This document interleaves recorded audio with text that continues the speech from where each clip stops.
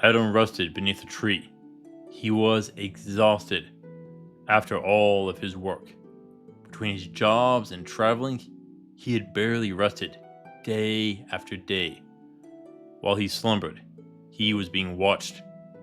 A woman looked on longingly. She took a step closer and closer. Her movements startled Adam, who looked on at the gorgeous woman before him. She was so lovely that he almost didn't notice the tail swishing behind her.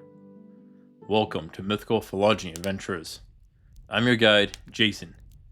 Today, we meet a forest spirit of Scandinavian and Germanic origins, the Huldra.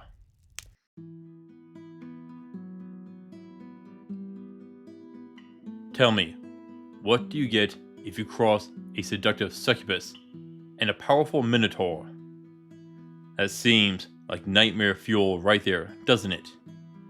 Well, the answer is the Huldra. Sometimes they are called Pine Tree Mary or forest spirits. Often they are compared to nymphs. When speaking of the whole race, they are the Huldra. And to further complicate the issue, their males are called Huldra. Yet they are so different that they are often described as different species altogether.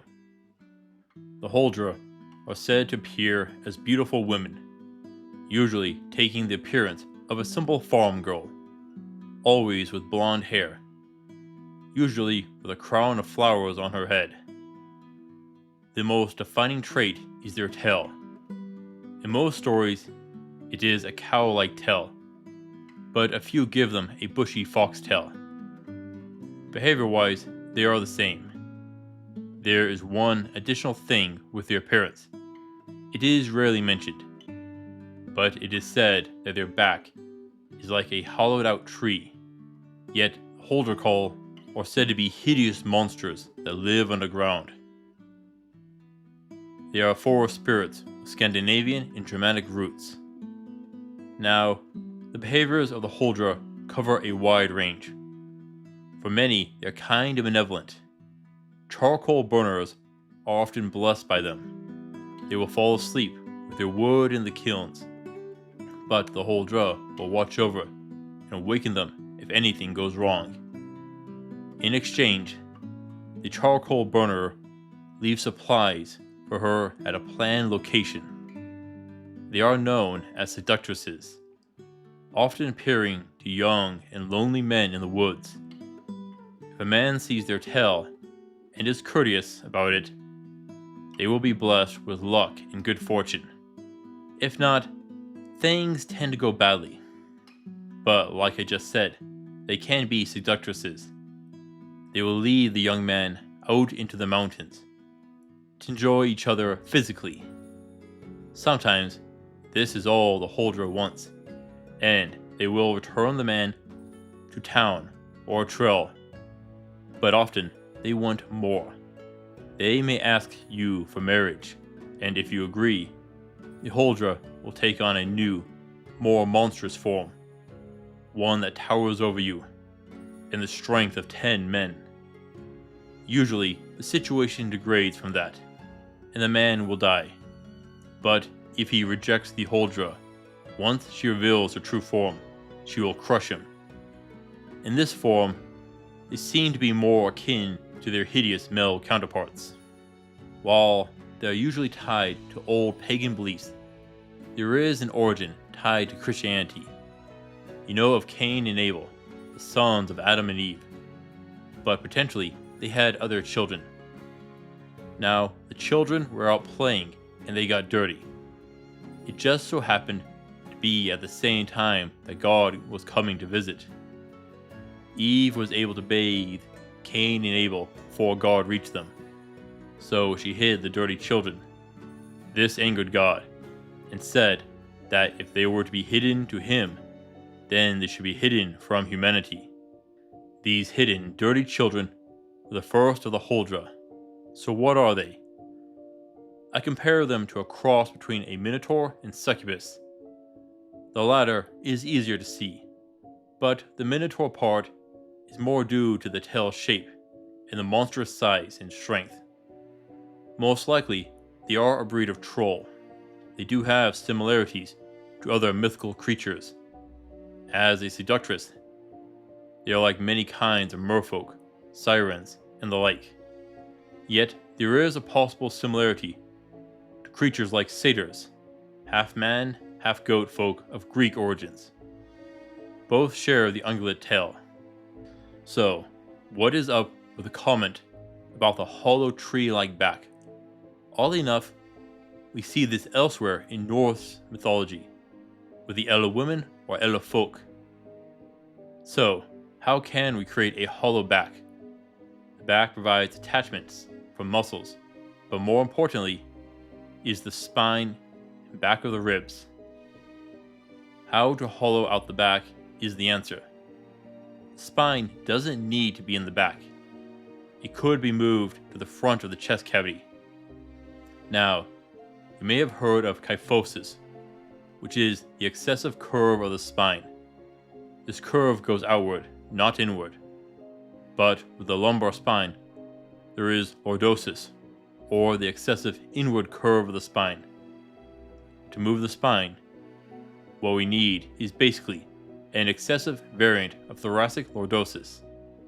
This will create the shape we need. Mind you, it can create some spinal weaknesses. But the chest cavity also houses the lungs. You can actually survive with only one lung, with some difficulty. More shortness of breath, but tolerable. You would also need to reshape the ribs to create the opening. That will mean reshaping the back and shoulder muscles to fit the new shape. Yet it will make the respiration muscles work harder. This is due to the natural convex shape of the ribs and replacing them with the concave shape. So, what is up with their disguises? Why pretend to be humans? Is it just to get a little action? Could they not seek out the males? If I am right about them being trolls, looking at other stories might give us the answer. I talked about this in the Changeling video. In many stories revolving around trolls, they have a stigma in their culture regarding their own. A troll with human blood was held to a higher esteem, partially due to beauty and vanity. This could lead to the Huldra choosing to seek out human men as their husbands over their own. Potentially, this could leave the males having a more negative disposition around humans. In order for them to take human form, they would need to have some form of illusion magic or shapeshifting. So, why can't they hide their tails? Potentially, that is how they cast their magic. The Huldra is said to be 10 times the strength of a human.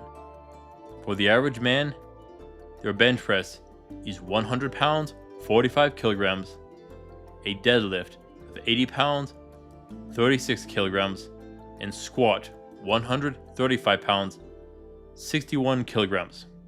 Okay, so that means we can estimate the Huldra strength as a 1,000 pound, 450 kilogram bench press, 800 pound, 360 kilogram deadlift, and 1,350 pounds, 610 kilogram squat. Or in other words, a lot more than you. Yeah, this is a bit of a mismatch.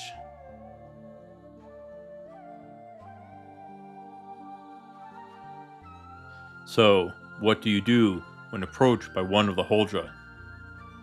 The initial encounter is often while the Huldra appears as a normal woman. Okay, an absolutely gorgeous and charming woman. Normally a peasant woman. So no fancy attire, a simple gown. But remember, her tail is exposed. Either a cow tail or a fox tail. So, if you are in the woods and an unknown woman appears, be polite and courteous until you can check her backside for a tail. Being polite is important. If you go about and insult the Huldra, she may become mad and attack. retaking her true form. We will get to that outcome in a minute. Let's stay with the human form for a bit. If you see the tell, comment on it. Say something along the line of your petticoat sticking out. Be kind about it. Don't mock the Huldra. She is a little vain on that regard. Potentially, if your meeting goes well, she will invite you back to her place. If you sleep with her, she may reveal her true form. Or you insulted her on your initial encounter, and she transforms. A hulking monster of incredible strength. And here the battle is likely to begin. What do you do? Let's be clear. She's going to be far too strong to take in a straight up fight. Not to mention that she is bigger than you. Thankfully, she isn't spoken about having horns or claws. Just a lot of strength. That means, even without a weapon, she can break bones. Being ripped limb from limb is a possibility. She could easily grab a log and swing it at you. That blunt force would go through gambeson and chainmail and shatter bones. You'll still feel the impact with plate and probably be sent flying. But if you're of properly made plate, it will redistribute the force better and reduce the injuries. Oh, there will be a high chance of internal bleeding to contend with. I hope you get it by now, but you need to avoid all attacks. If you get hit, you are probably done for. Speed and evasion. Those are your tools that you will need. Run away. That would be your best bet. Use nets, sticky alchemy, and spells to slow her down. Freeze the ground, or turn it into mud. You'll want anything that gives you an opening. The Huldra isn't well protected against weapons, so you could gamble attacks with swords and axes, but range is imperative. A spear or halberd are good, but a bow is better. I would focus on keeping a minimum of 15 feet from her. That will give you time to react, and hopefully put you out of her reach. Now, I don't have the exact measurement for her height, only that she is bigger than a human. Try to find narrow areas which she will struggle to get through. Use spells to create rocky pillars and thick trees. Focus on stalling her. If you can get range, now is the time to use it. Pull up any powerful spell you have. Not just damage, but also those to create confusion. An invisibility spell will aid you, both to escape or fight. Now, the fight will most likely be up in the mountains, on terrain that they know, a place unfamiliar to you. That is going to make moving around difficult. You can easily get lost, but the Huldra won't have the same issue. This won't be an easy fight. Focus on speed and stealth, and strike back when there is an opening. You'll need to avoid a straight up brawl here, else you will be finished. That is why I'm going with a 5 of 10 for difficulty.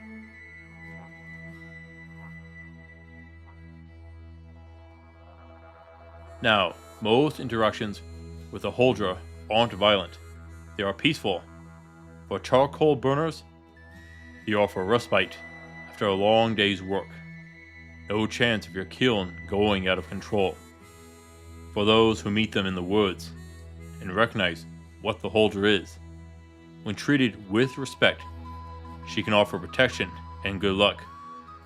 Something that everyone needs. Yet, we have the last issue. If she asks to marry you, would you? You know that she is not really a beautiful woman, but a large monster. Probably not that attractive, but she could still retake her human form. Would that work for you? Maybe. Even if you don't marry her, you may find one as an ally. They are strong, and that is something you can rely on. There is a reason that strength is generally one of the primary stats for any character sheet. Overall, they are potentially strong allies, so long as you don't disrespect them or sleep with them. It should be good, but do be careful.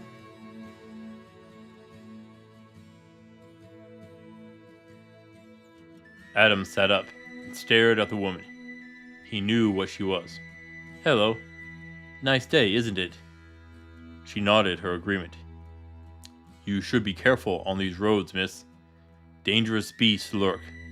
By the way, it seems you have a wardrobe malfunction with your petticoat. The Huldra blanched at his comment and tried to hide her tail behind her hands.